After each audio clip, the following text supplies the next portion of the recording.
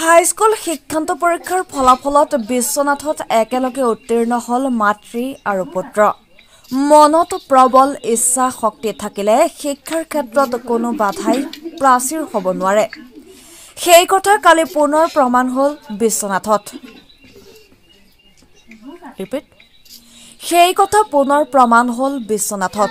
উল্লেখ্য যে সমগ্ৰ ৰাজ্যৰ ভিতৰতে হাইস্কুল শিক্ষান্ত পৰীক্ষাৰ ফলাফলত বিশ্বনাথৰ ঝৰ্ণা শইকীয়াই দ্বিতীয় স্থান লাভ কৰি বিশ্বনাথলৈ গৌৰৱ কঢ়িয়াবলৈ সক্ষম হৈছিল তাৰ সমান্তৰালভাৱে বিশ্বনাথত আন দুই পৰীক্ষাৰ্থীৰ সফলতা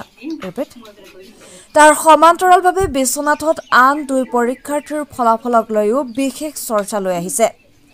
কিয়নো হাইস্কুল শিক্ষান্ত পৰীক্ষাৰ ফলাফলত বিশ্বনাথ জিলাৰ সুৱাগুৰিৰ মাতৃ পুত্ৰই একেলগে লাভ কৰিছে সফলতা পুত্ৰ মোছাৰফ আলমে হাইস্কুল শিক্ষান্ত পৰীক্ষাত প্ৰথম বিভাগত উত্তীৰ্ণ হোৱাৰ বিপৰীতে মাতৃ উলফা বেগমে হাইস্কুল শিক্ষান্ত পৰীক্ষাৰ ফলাফলত দ্বিতীয় স্থান দখল কৰিবলৈ সক্ষম হৈছে পুত্ৰ মোছাৰফে দৈনিক 6 ঘণ্টাকৈ পঢ়িছিল যদিও ঘৰুৱা কাম-কাজৰ পিছত মাতৃয়ে যিকণ সময় পাইছিল সেই সময়খিনিৰ সদ্ব্যৱহাৰ কৰি অধ্যয়ন কৰি আজি সুখ্যাতি লাভ কৰি সুৱাগুৰি তথা বিশ্বনাথলৈ গৌৰৱ কঢ়িয়াই আনিছে মোছাৰফ আলম পিতৃ তথা উলফা বেগমৰ স্বামী জিয়াৰুল হকে সৰু সুৰা ব্যৱসায় কৰি ভাল লাগিছে মোৰ মাৰ লগত পত্নী পুত্ৰৰ অধ্যয়ন কৰাত হাইস্কুল শিক্ষান্ত পৰীক্ষা পাছ কৰিছো মই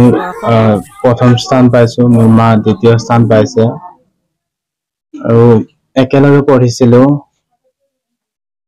মই বিশ্বনাথ অভ্যাসন বিদ্যাপীঠৰ পৰা পঢ়িছিলো পৰিকল্পনা কি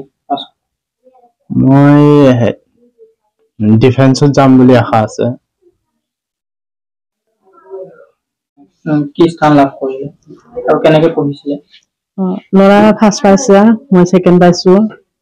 পঢ়াশুনাটো একেলগতে কৰিছো কেতিয়া মানে মই কামত বিজি থাকিলো তাই অকলে পঢ়িছে মইতো ঘৰৰ কাম কাজ কৰিছো আৰু টাইম কাম চাম ফটকে কৰি আকৌ লৰাৰ লগত কিবা কিবি শিকাই লৈছো পঢ়াশুনা কৰি আৰু আমাৰ ঘৰৰ মানুহো আমাক হেল্প কৰিছে কাম কাজত সেইকাৰণে পঢ়িব পাৰিছো আৰু এইবাৰ মেট্ৰিকত সফলতা হ'ল আকৌ পঢ়িব নে নপঢ়ে মই হাই ছেকেণ্ডাৰী ক্লিয়াৰ কৰিম পিছৰ কল্পনা কি ভাবিছে কি কৰিম বুলি কি কৰিতো আছোৱে মানে মেট্ৰিকটো ক্লিয়াৰ কৰিলো আৰু হাই ছেকেণ্ডাৰী ক্লিয়াৰ কৰিম এইটোৱে মনত আশা আছে কিমান বয়স হ'ল মোৰ 34